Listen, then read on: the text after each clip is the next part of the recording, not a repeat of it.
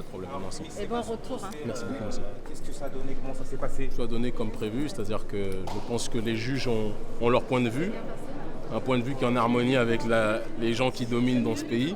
Moi, je suis venu pour donner mon point de vue, le point de vue de quelqu'un qui estime que celui qui travaille avec Caroline Forest ou qui travaille avec Bernard-Henri Lévy, quelle que soit sa couleur de peau, n'est pas un ami, en tout cas de ceux qui sont dans une démarche de justice et d'éthique. Je l'ai exprimé durant une demi-heure, sans aucun problème, j'étais venu sans avocat. Et je pense que la décision qui leur appartient, de toute façon, n'est pas ce qui me concerne en priorité. Moi, ce qui m'intéressait, ce qui m'a porté, c'était de dire ce que je pense, et ce que je pense, en tout cas, bon nombre de personnes pensent au sujet de ce genre de comportement. Et la trahison, elle n'a pas de couleur. La trahison, elle est noire, elle est blanche, elle est arabe, elle est juive, et tout ce que vous voulez. Il est nécessaire, à mon sens, sans me présenter en juge, de préciser que certaines personnes desservent les intérêts du vivre ensemble de manière générale. Parce que quand on marche avec les esclavagistes modernes, on ne peut pas être du côté des esclaves, c'est tout. Je ne dis pas que je suis un esclave, j'ai dépassé ce cadre-là, je me suis affranchi, j'ai été comme un aigle marron, j'ai quitté la plantation, je suis rentré chez moi, mais il n'en demeure pas moins qu'il y a des personnes qui aiment trop marcher du côté du maître, selon moi. C'était prévu de faire une tournée africaine à la pour conscientiser les gens.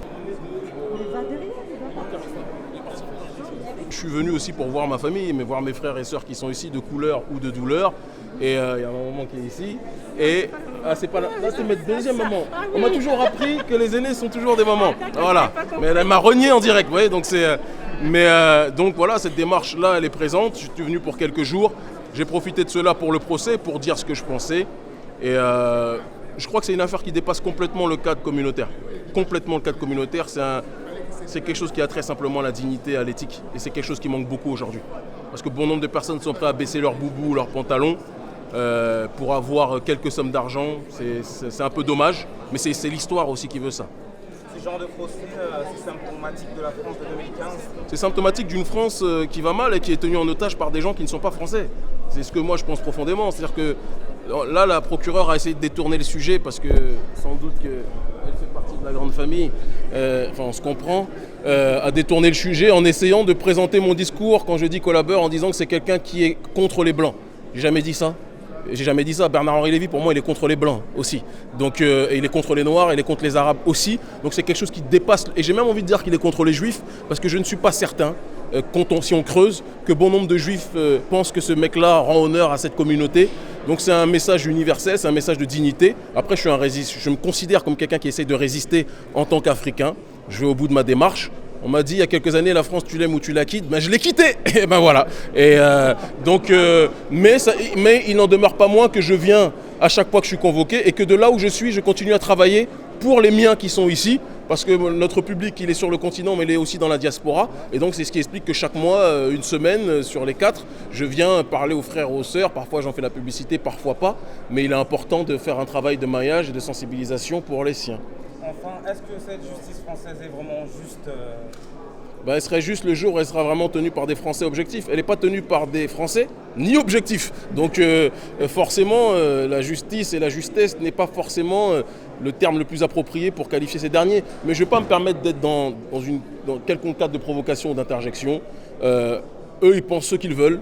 Aujourd'hui, la France d'en haut, tenue par des gens qui ne sont pas forcément extrêmement français, estime que le point de vue pro-Charlie Hebdo, le point de vue liberticide, c'est le point de vue qui mérite d'être entendu.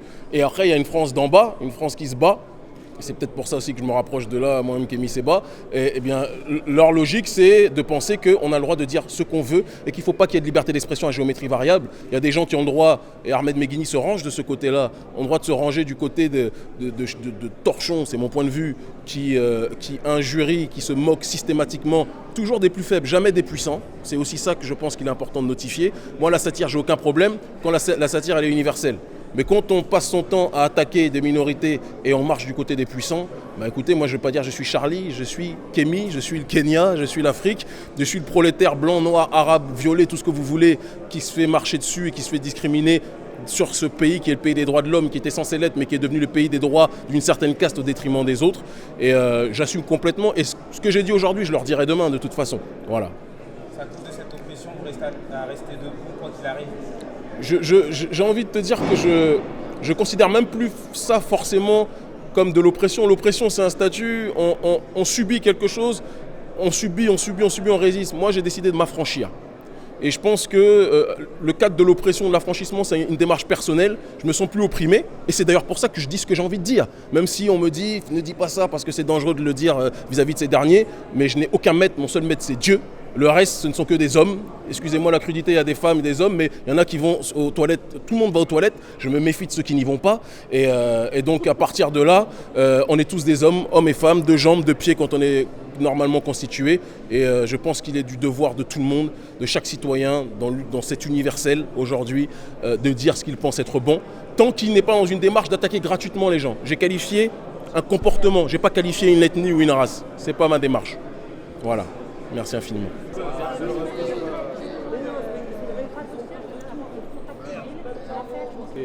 Noir, c'est l'équivalent de traître chez les Blancs, tout simplement. Il n'y avait pas d'interjection raciale sur ce terrain.